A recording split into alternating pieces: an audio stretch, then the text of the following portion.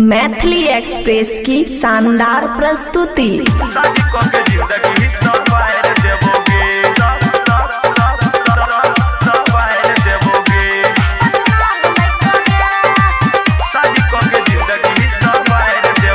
खुशी recording studio बलुआहा।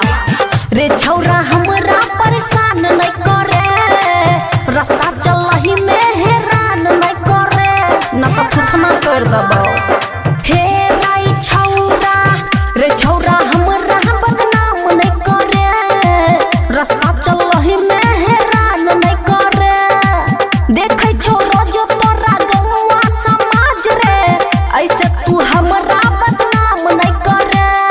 कोई भी बोलतो तो देही आशा शायर देबोगे। ये सुन गे छोड़ी, कोई भी बोलतो तो देही आशा शायर देबोगे। अपन एना मुँह देखली हन छोड़ी शादी क के जिंदगी सवार देबोगे। शादी क के जिंदगी सवार देबोगे। बाजी बढ़िया सती सुरैया।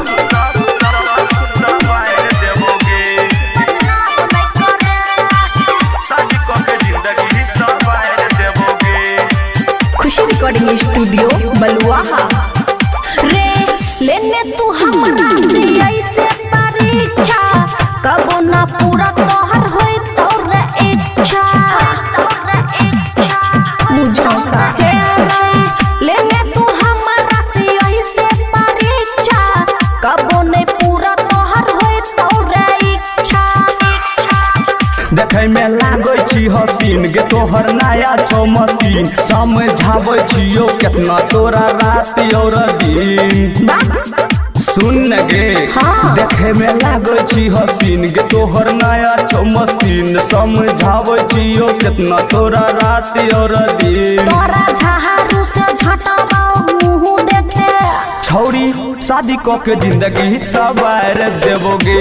हे गे शादी क के जिंदगी सवार देबोगे। शादी क के जिंदगी सवार देबोगे।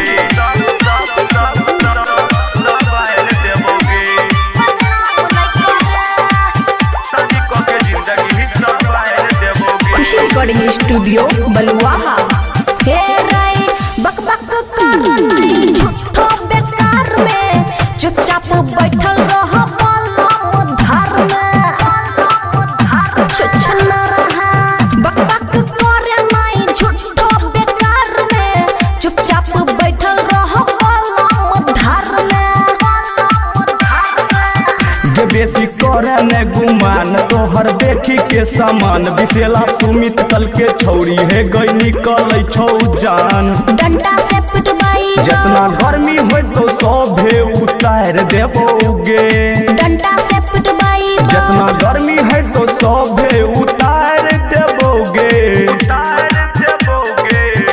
छौरी शादी क के जिंदगी सवार देबोगे। हे गे शादी क के जिंदगी सवार देबोगे। खुशी रिकॉर्डिंग स्टूडियो बलुआहा।